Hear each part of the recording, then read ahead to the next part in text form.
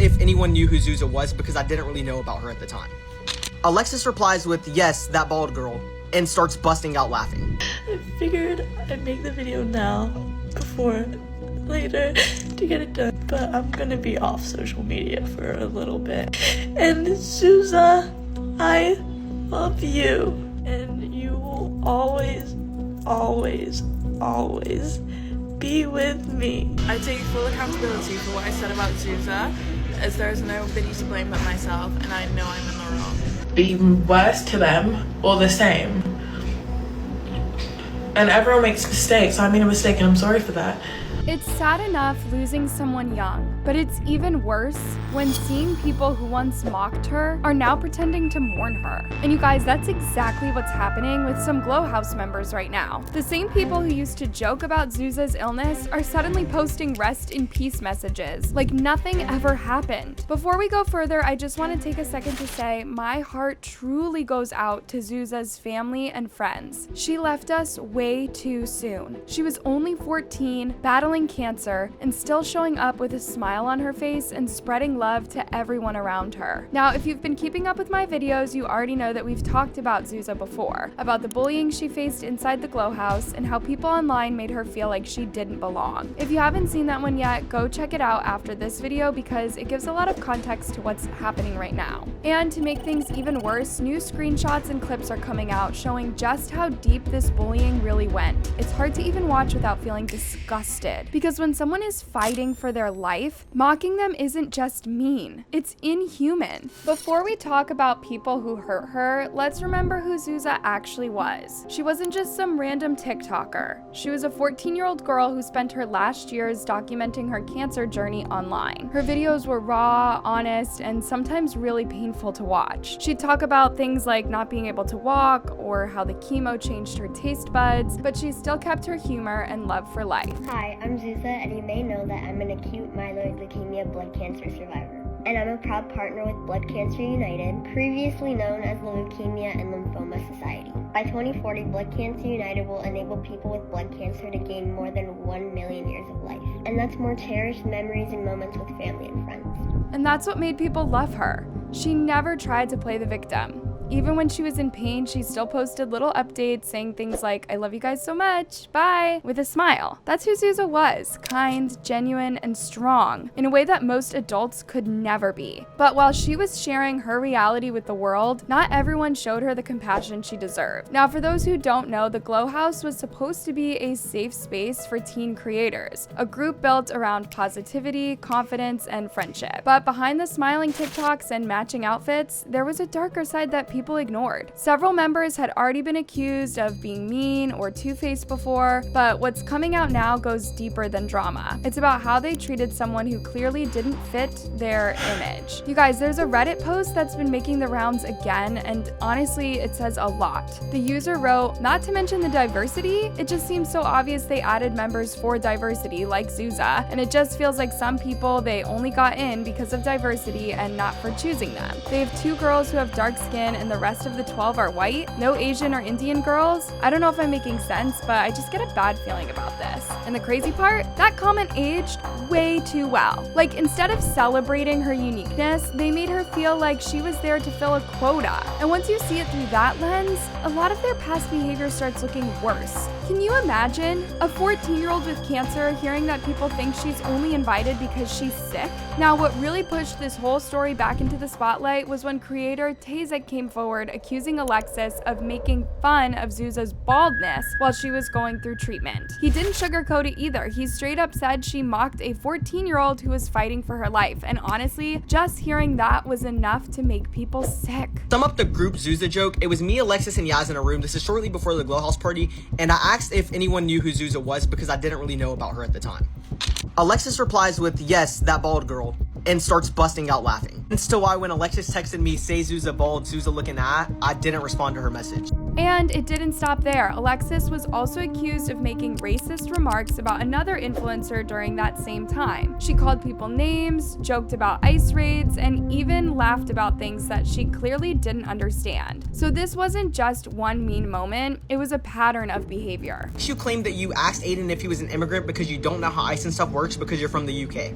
You did not ask him if he was an immigrant. You said, "Are you and your parents fucking illegal immigrants?" When those allegations hit TikTok, people were furious, and honestly, rightfully so. The same girl who once laughed at a child fighting cancer was now crying on camera, saying she's being blamed for Zuza's death. But let's be real, nobody said she caused it. People were upset because she turned a moment of mourning into a moment about herself. One person wrote, "She only regrets it because Zuza is gone." Another said she's only saying sorry because she got caught. If it was never addressed, she'd still be quiet. And that's exactly how most people felt. Her video wasn't about accountability, it was about guilt. You could tell that she wanted sympathy more than forgiveness, because instead of focusing on Zuza, she kept saying, "Everyone's blaming me, everyone's attacking me," like she was the victim. But here's the thing, even people who defended her weren't really excusing what she did. One comment that stood out said, "Even though Alexis did a bad thing, she shouldn't be blamed for Zuza's death." And that's true. No one is saying she's responsible for that, but it doesn't erase the fact that she mocked a sick child and only started caring once the world turned on her. Because remorse after exposure isn't change, it's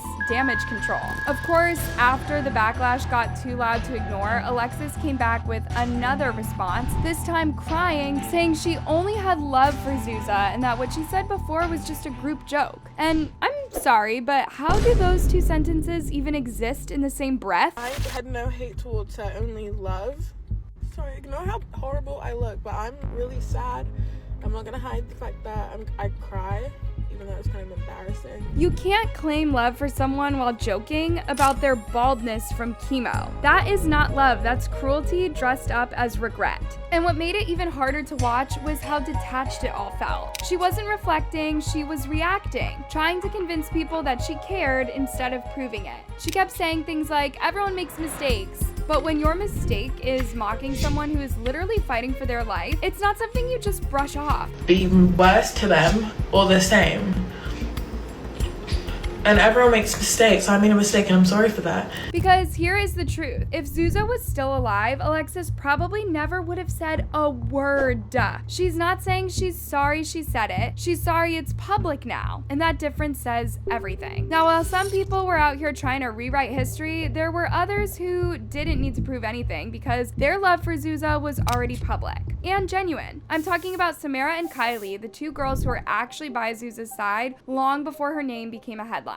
Samara was open about how much she was hurting. She even said that she's taking a break from social media just to process everything. And honestly, that is how you know it's real. She wasn't trying to trend off a tragedy. She was grieving her friend. I figured I'd make the video now before later to get it done. But I'm gonna be off social media for a little bit. And Zuza, I love you. And you will always, always, always be with me. You brought me out of the toughest situations in my life, and I genuinely, to this day and forward, call you my best friend. And I know you would want me to stay strong, so that's what I'm gonna do. But this is some of the hardest shit I've dealt with.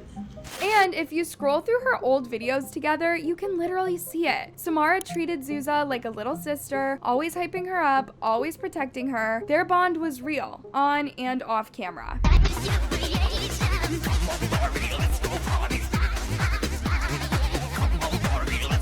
Okay, now I'm going to be using this azelaic acid serum, and look, it's green, and Zuza's going to be using this niacinamide serum. And it's pink. Then there's Kylie. She posted about how she's been listening to Taylor Swift's album for Zuza because it was her favorite. That alone says everything. But of course, the internet had something to say. People were bashing Kylie for not crying enough while turning around and saying Samara was doing too much because she did post herself crying. Like, make it make sense. You just said that you just said that you didn't talk to her. One creator even went as far as to say that some people were monetizing her situation, pretending their videos were about supporting Zuza's family when in reality they weren't even that close to her. Now, I can't say whether that's true or not, but that's his opinion on the matter, and if there's even a bit of truth to that, it's heartbreaking, because that means people are turning grief into content currency. Apart from many influencers making 1-minute videos about Zuza who didn't even know her enough to make a 1-minute video about her, there are influencers profiting off Zuza's death by sound promos. Basically, creators get paid for a sound. Sometimes they're flat rate, but sometimes they are based off views. And people are putting Zuza's death over a sound and making tons of money off of it.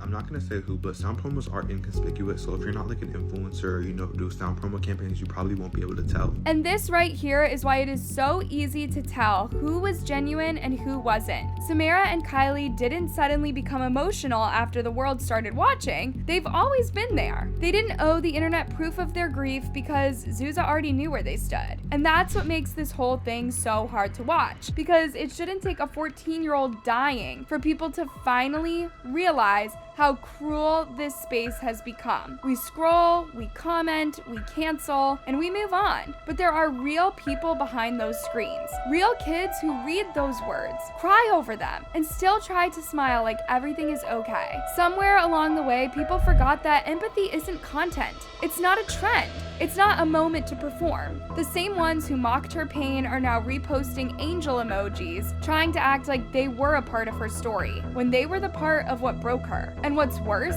the cycle will keep repeating. Another name, another RIP post, another round of fake apologies. Because the internet doesn't hold people accountable until it's too late. Zuza should have been celebrated while she was here, not after she was gone. And if this whole tragedy taught us anything, it's that kindness doesn't need an audience. It just needs to exist. Because when the likes fade and the hashtags die, the silence left behind, that's what tells the truth.